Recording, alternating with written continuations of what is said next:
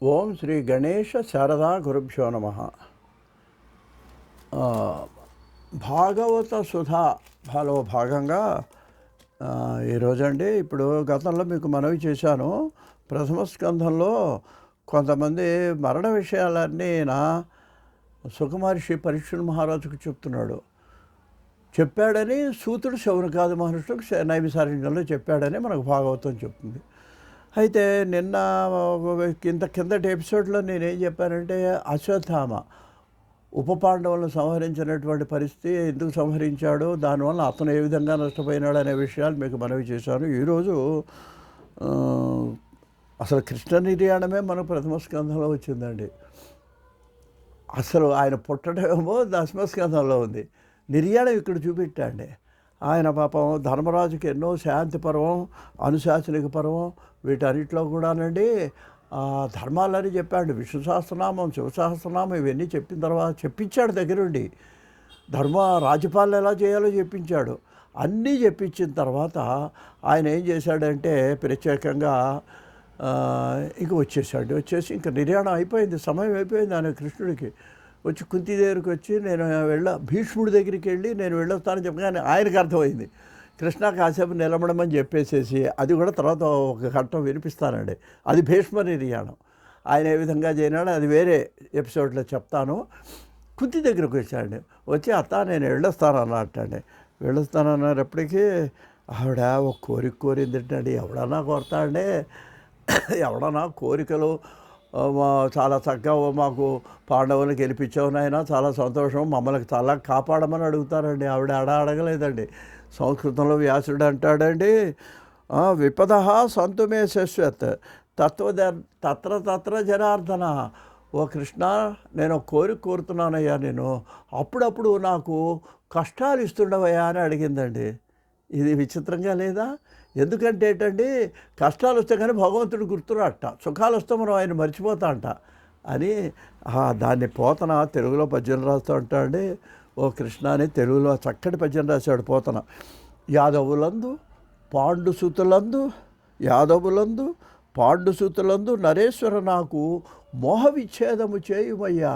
వ్యామోహం పోవటం లేదే ఆ కృష్ణ, రెండింటి మీద పోవటంలా, పుట్టింటి మీద పోవటం లేదు, కన్నపిల్లల మీద వ్యామోహం పోవట్లేదు. వ్యామోహం అండి తప్పదండి. కొంతమందికి పిల్లల మీద ఉంటే కొంతమందికి మనవరాళ్ళ మీద ఉంటుందండి వ్యామోహం. ఇవన్నీ పునర్జన్మ హేతువులండి. ఆ వ్యామోహం పట్టుకొని వాళ్ళని తలుచుకుంటూ మళ్ళీ వాళ్ళ కోసం మళ్ళీ జన్మెత్తాడు. ఇది ఆ వ్యామోహం కనుక చివరి వరకు వదిలించుకోలేకపోతే జన్మ తప్పదు. ఇదండి మనకు శాస్త్రం చెప్పేది.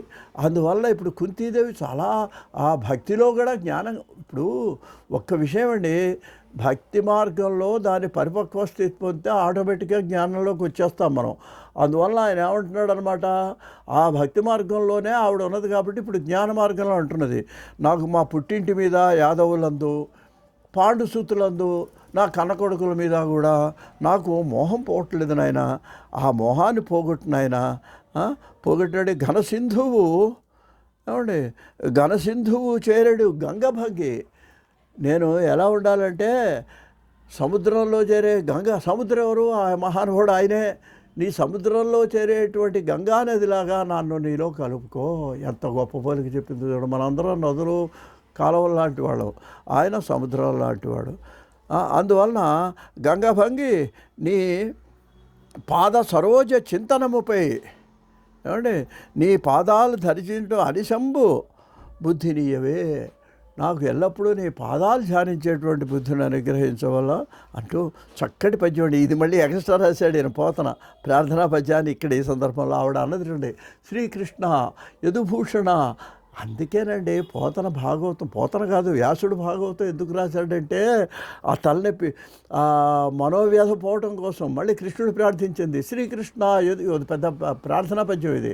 శ్రీకృష్ణ యదుభూషణ నరసఖ శృంగార రత్నాకర లోకద్రోహి నరేంద్ర వంశదహన లోకేశ్వర దేవతానీక బ్రాహ్మణ గోగణార్తి హరణ నిర్వాణ సంధాయక నీకు మొక్కెద ద్రుంపవే భవలతల్ నిచాను కంపానిది. ఓ కృష్ణ, నువ్వు నా యొక్క సంసార బంధాలని త్రుంపేయాల్సింది. వీటిని నువ్వు నాశనం చేయాల్సింది అని కృష్ణుడిని ఆవిడ ప్రార్థించడం జరిగిందండి. అందువలన ఈ విధంగానండి ఆవిడ చాలా ఉత్తమరాలండి. కాబట్టి ఈ విధమైనటువంటి కుంతి చక్కగా మోక్షాన్ని పొందింది అని మీకు మనవి చేస్తూ స్వస్తి.